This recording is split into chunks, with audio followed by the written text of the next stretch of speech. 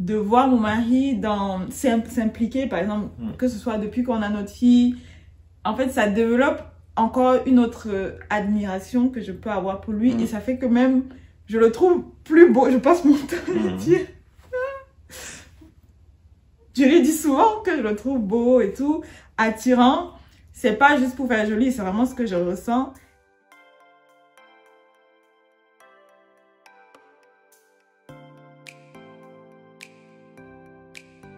Hello les amis! Bonjour à tous! Bienvenue sur la chaîne Mariage épanoui avec Dieu. Nous sommes Stéphane et Raïssa.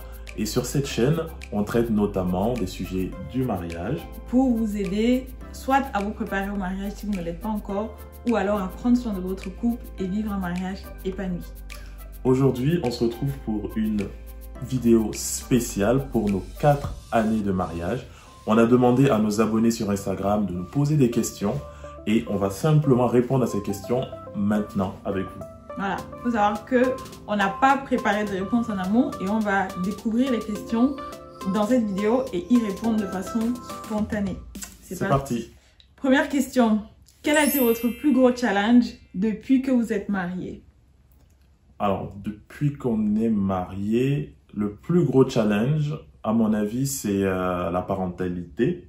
Enfin, le fait d'avoir en tout cas notre fille, notre première fille. Et ça a été un vrai challenge. Ça a été un vrai challenge parce qu'il a fallu s'adapter en fait. Autant on avait notre rythme à deux et dans la préparation qu'on a eue au mariage, quand on s'est marié, ça a été fluide. Ouais. On a mis les choses en place, tout ce qu'on avait prévu. En fait, il n'y a pas eu de tension, de crise. On n'a vraiment pas connu ça, en fait. Jusqu'à ce qu'on ait notre fille. Je ne dis pas qu'on a eu des crises après, mais ça a été vraiment plus difficile. Le fait de gérer les deux, à la fois être parent, mais aussi un couple, en sachant que, voilà, pour nous, c'est important de garder ce côté amoureux de notre relation, le fait qu'on ait un couple avant même d'être des parents. Et ça a été difficile. Ouais, bon, c'est pas fini. Et en fait, pourquoi c'est aussi particulier chez nous, c'est que il faut savoir que nous, on a eu notre fille pendant le confinement, donc on était tous les deux. Ça avait son bon côté parce que ça nous a permis de trouver notre rythme et tout. Mais le revers de la médaille, c'est que la petite, elle demande beaucoup d'attention, faut être là, faut se remettre de l'accouchement, etc. Et ensuite retrouver un nouveau rythme avec elle, sachant que nous, on l'a gardée à la maison jusqu'à ses 1 an. Et après, elle a commencé à aller à la crèche que 2 jours par semaine. Et elle est à la maison avec nous le reste du temps. Donc, c'est vraiment... on passe beaucoup de temps avec elle. C'est un choix qu'on a fait. Et parfois aussi, on a besoin de pouvoir prendre des temps tous les deux comme avant. Mais sauf que la difficulté, là, maintenant, c'est que on n'a pas forcément beaucoup de personnes à qui on peut la confier. Surtout vu qu'elle est encore jeune, elle a moins de 2 ans, pour pouvoir prendre du temps tous les deux. Donc pour le moment, c'est vraiment notre plus gros challenge. Et on verra bien avec le temps comment ça va évoluer.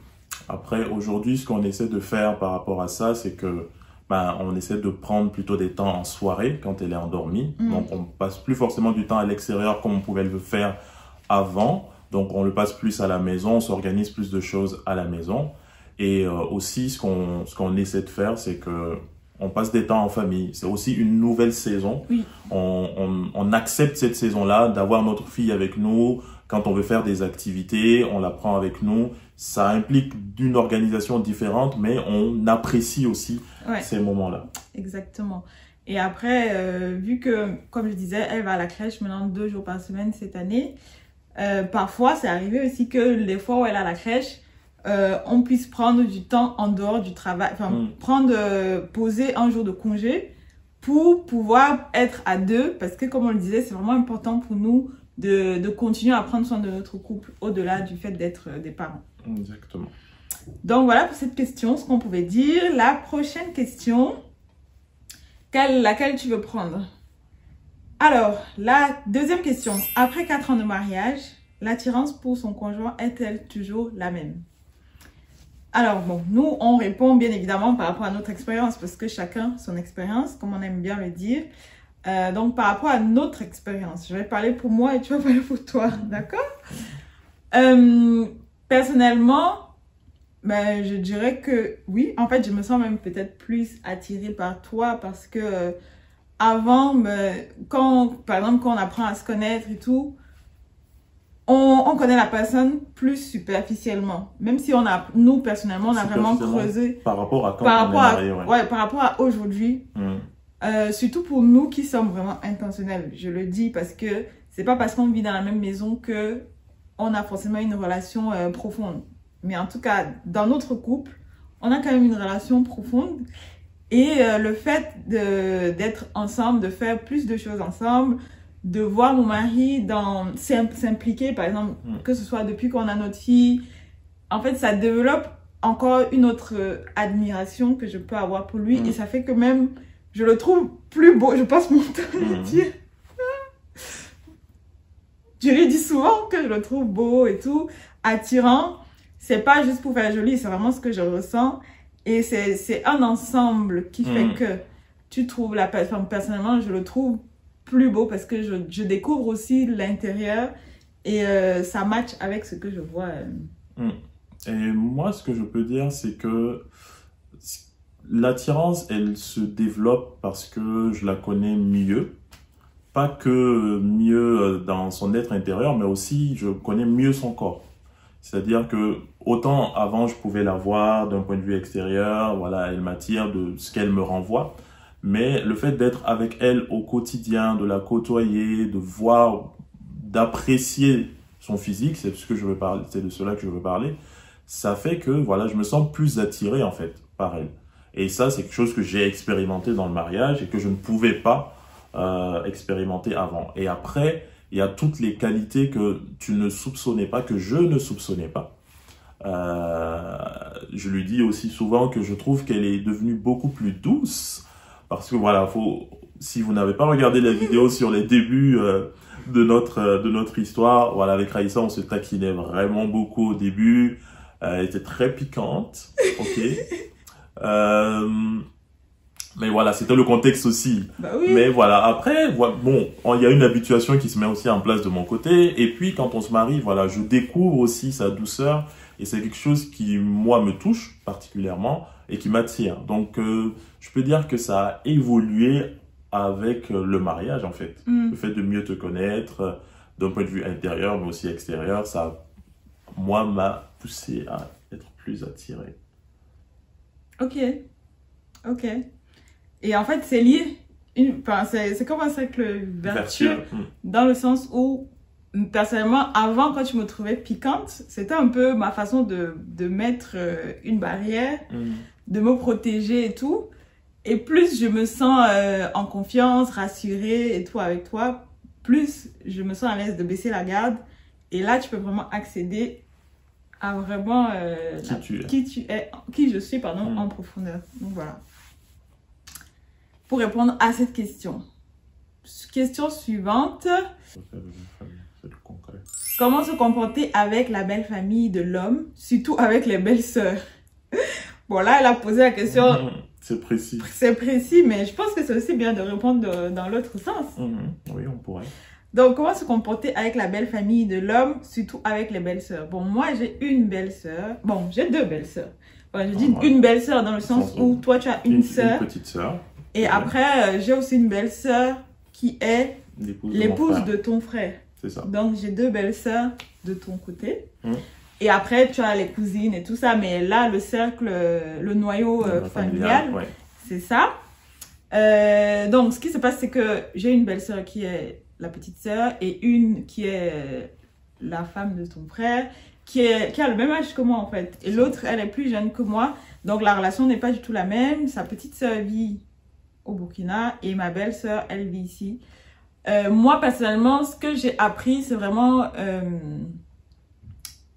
je dirais, de base, les intentions du cœur comptent énormément. Parce que parfois, on peut être maladroit, mais quand on est bien intentionné, ça finira toujours par se ressentir. Surtout si vous avez des personnes de bonne foi en face de vous. Donc, pour moi, le plus important, la chose primordiale, c'est vraiment quelles intentions tu nourris vis-à-vis de la famille de ton mari.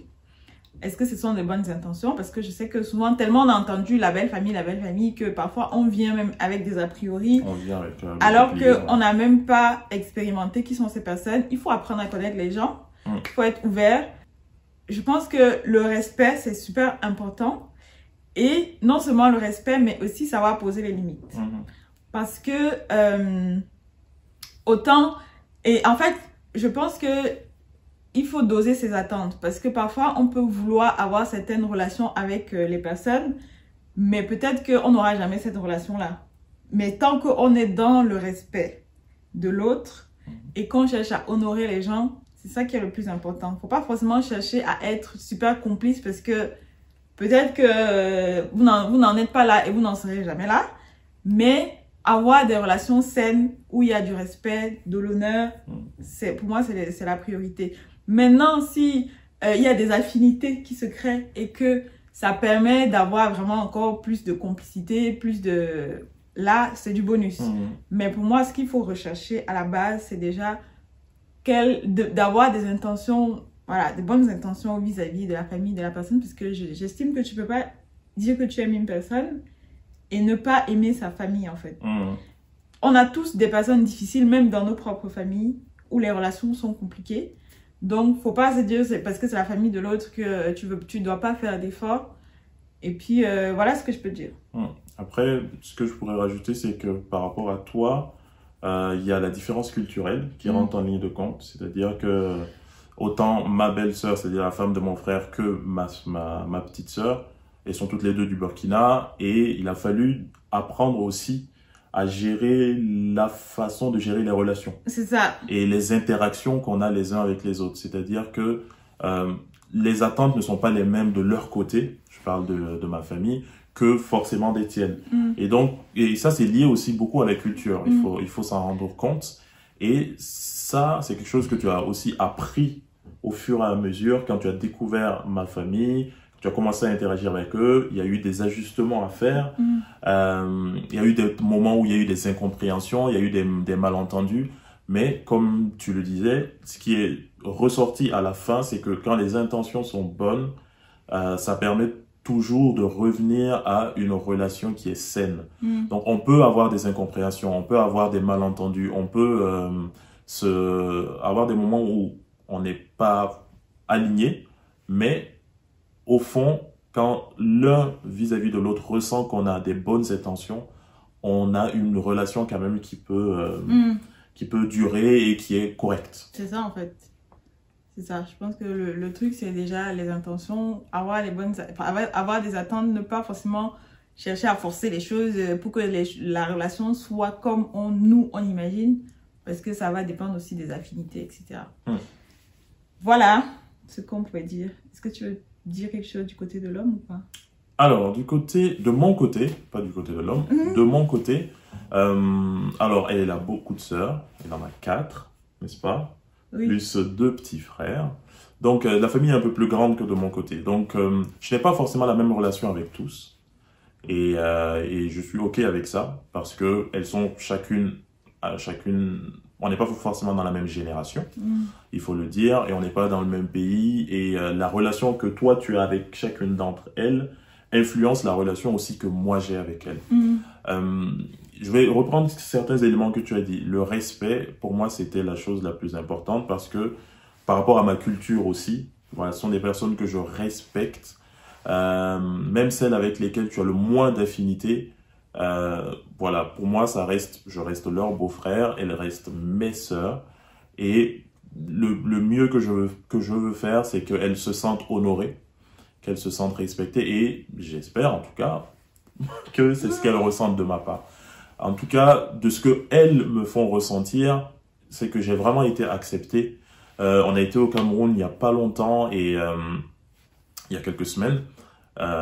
Et vraiment, ça a été des bons moments parce que la dernière fois qu'on y a été, ça a été vraiment rapide. Je n'avais pas eu le temps de pouvoir discuter avec la famille, passer du temps vraiment sur place avec eux, connaître leur réalité. Ça change notre perspective aussi des interactions qu'on a avec eux. Donc voilà ce que moi je peux dire par rapport à mon côté.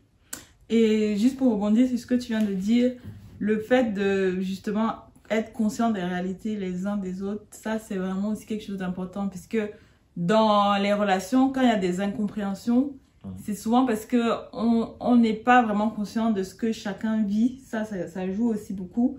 Et d'où la personne vient. Parce que ce qu'on a vécu, notre culture familiale, notre expérience familiale, ça influence énormément la façon dont on se comporte avec les autres.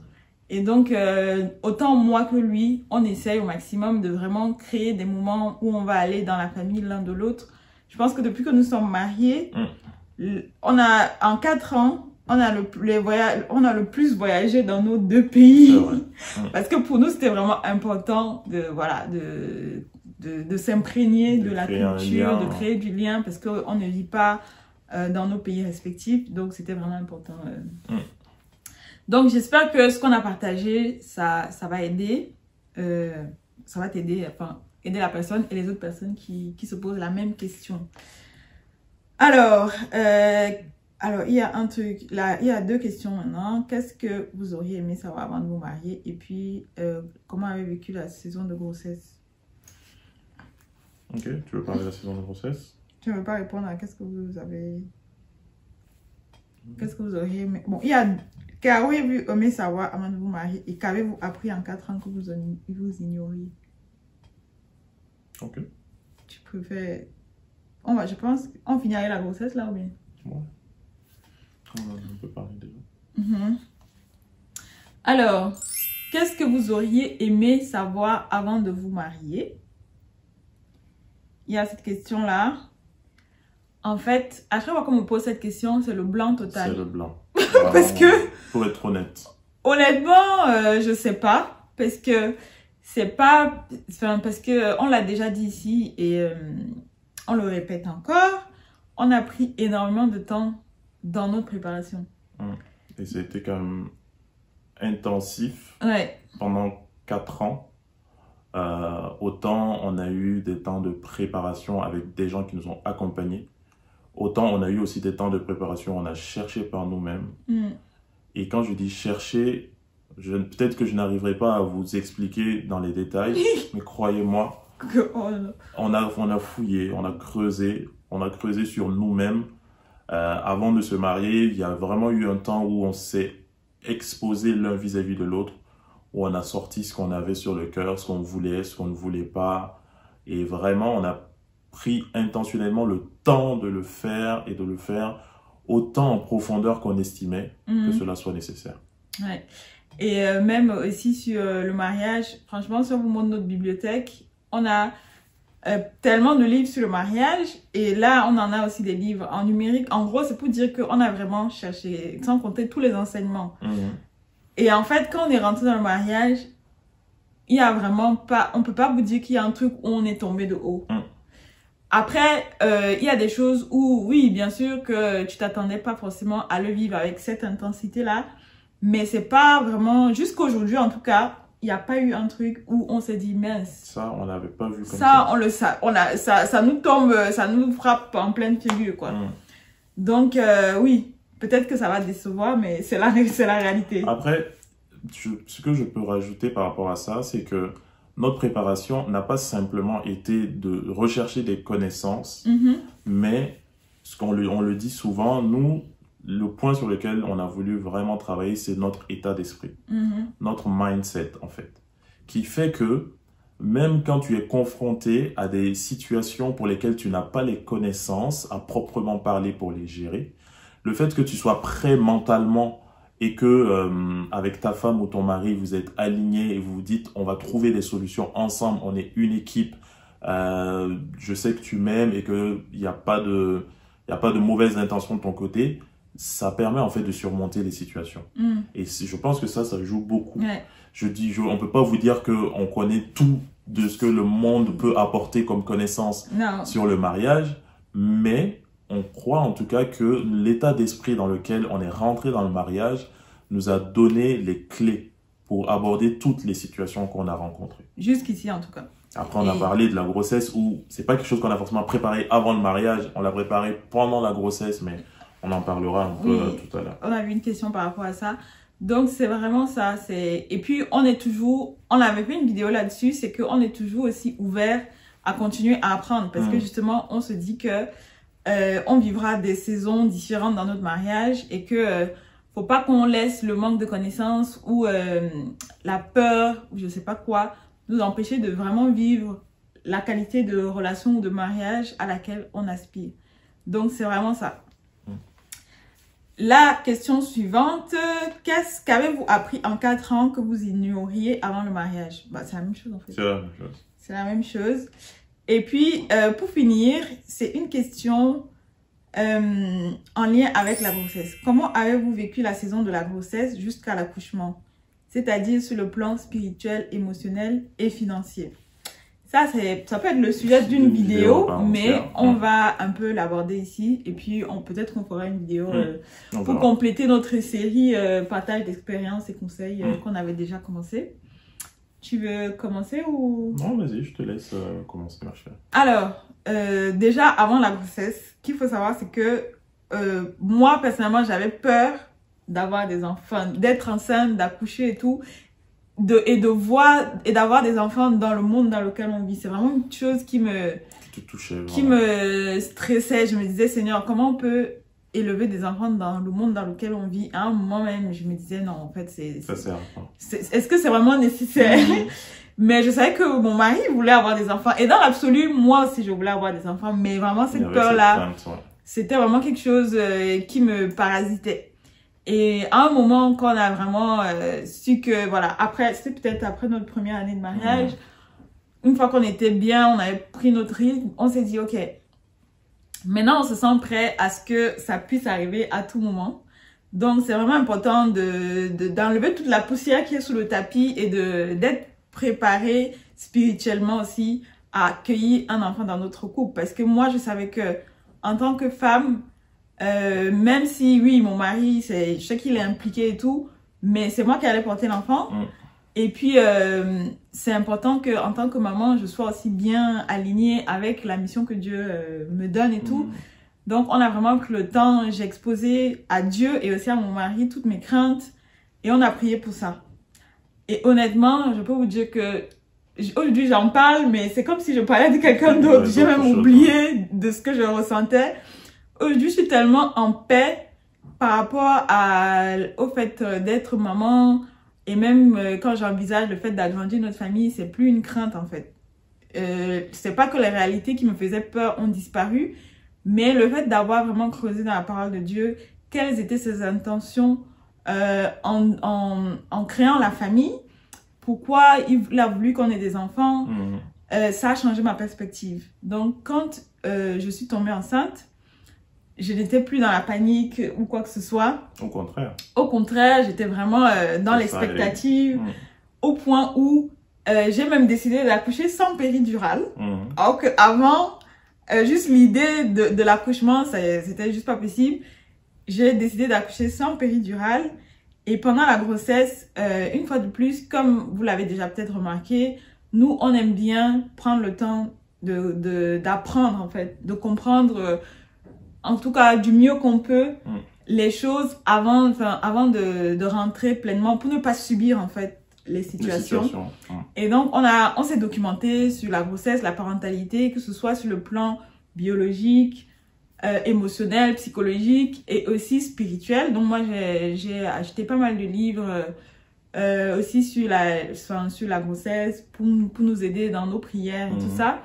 Et vraiment, ça a été un beau cheminement parce que franchement, ma grossesse, moi j'ai aimé être enceinte. Franchement, je sais pas, mais c'est un témoignage. Paradoxalement sur l'année 2020. Oui, et c'était pendant le confinement, c'était l'une des meilleures, enfin, j'ai aimé être enceinte en fait.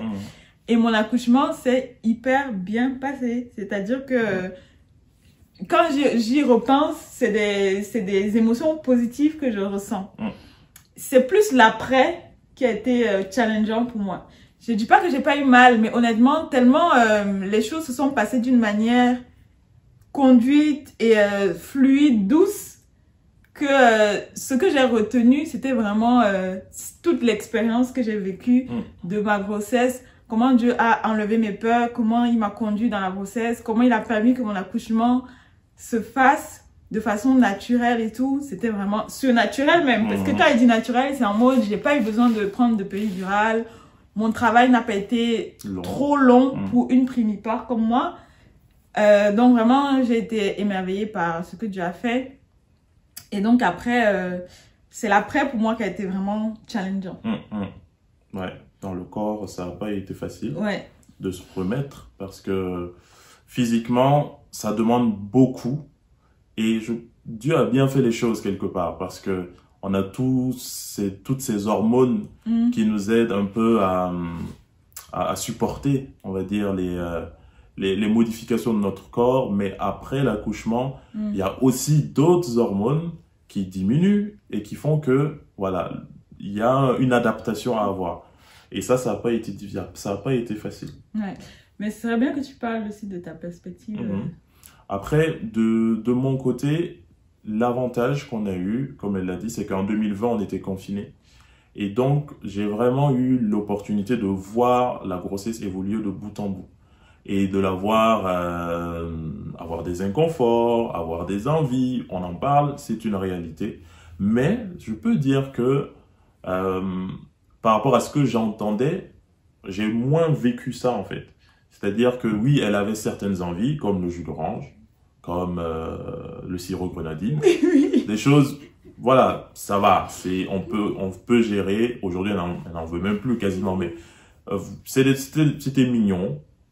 Mais si c'était allé dans d'autres dimensions, ça aurait pu être plus difficile. Ouais, je t'ai jamais dit la nuit, va me chercher par exemple. Truc, donc ça, c'était plutôt le côté intéressant. Après, il y a la fatigue qui fait que moi, du coup, de mon côté, j'ai dû gérer beaucoup plus de choses que je le faisais avant la grossesse. Ouais. Il faut aussi dire que si je reviens à l'aspect financier, c'est que pendant cette période-là, il y a eu aussi une transition professionnelle pour toi. Et vraiment, Dieu a fait grâce. Et mon frère aime dire que chaque enfant vient avec sa bénédiction. Et je peux dire que nous, on l'a expérimenté parce que notre fille est arrivée aussi avec une bénédiction. C'était cette transition professionnelle qu'on espérait. Et Dieu l'a conduit d'une façon surnaturelle, en fait. Qui a fait que financièrement, ça n'a pas été trop difficile. Et Dieu a vraiment pourvu. Dans les moindres détails. On a été accompagnés. On a eu vraiment de la famille qui nous a soutenus aussi, matériellement et financièrement, pour cette grossesse-là. Ouais. Et puis, il faut aussi... et en fait, il y a des choses où moi, personnellement, qui travaille dans la finance, qui a une formation en finance, je suis pour le fait de prévoir un budget, organiser ses finances, etc. Mais je peux vraiment dire que Dieu nous a surpris au-delà de ce qu'on pouvait espérer, dans le sens où il y a par exemple des mois où on avait prévu un certain niveau de revenus, mais il y a toujours une entrée que tu n'avais pas prévue ou à laquelle tu n'avais pas pensé qui arrive et qui fait qu'au final, vous n'avez pas forcément besoin de trop vous priver ou ce genre de choses. Et honnêtement, depuis que notre fille est arrivée, on a vécu pas mal de situations comme ça, en fait. Où finalement, quand on regarde, on n'a même pas trop l'impression que je suis passée du salariat à l'entrepreneuriat, parce que moi, juste après mon accouchement, je suis passée entrepreneur pour le moment à temps partiel, parce que je garde encore beaucoup ma fille à la maison, mais c'est amené à évoluer. On a vraiment vu Dieu qui pourvoit et qui fait que cette transition se fait aussi en douceur et que ça me permet aussi de pas délaisser ma vie de couple et de famille. Donc vraiment, Dieu prend soin. Et du coup, je vais revenir à l'aspect émotionnel parce que c'était aussi une autre partie de la question. Comment on a vécu cet aspect-là? Alors moi, la transition, ça s'est bien passé parce que quelque part, avec Raïssa, on a déjà une relation qui était forte en fait. Et le fait que notre fille vienne, ça, je l'ai expérimenté, ça nous a rapprochés. C'est-à-dire que c'était une nouvelle saison qu'on découvrait, on est rentrés ensemble dans cette saison-là, main dans la main. Je n'ai pas senti de son côté des reproches ou par rapport à des choses que je ne connaissais pas ou que je ne savais pas gérer, ou même par rapport à des craintes que je pouvais avoir. Il y a vraiment eu cette période où j'ai senti qu'elle était là, qu'elle me soutenait. Et moi aussi, je me suis mis cette responsabilité-là de pouvoir la soutenir, de pouvoir l'accompagner, parce que voilà, je ne peux pas porter l'enfant à sa place, mais je peux jouer mon rôle, je peux faire ma part. Et c'est vraiment ce que j'ai essayé de faire pendant tout le long de la grossesse. Et même après. Parce que honnêtement, si je peux, après avoir eu un enfant, me projeter dans une transition professionnelle, c'est parce que je sais que mon mari peut assurer. Et parce que sinon, en fait, quand tu es juste... j'entends beaucoup les femmes parler de la charge mentale et tout. Et ce que je dis souvent à mon mari, c'est que... franchement, je pense que s'il n'était pas autant impliqué dans la gestion du quotidien, ça aurait été compliqué pour moi. Donc, vraiment, c'est aussi ça, de trouver votre équilibre et de vous ajuster pour que chacun puisse se réaliser aussi dans le couple. Parce que parfois, les hommes, ça peut être vraiment en mode, oui, ils veulent continuer dans leur carrière et tout. Et quand les enfants arrivent, c'est à la femme de ralentir pour s'occuper des enfants.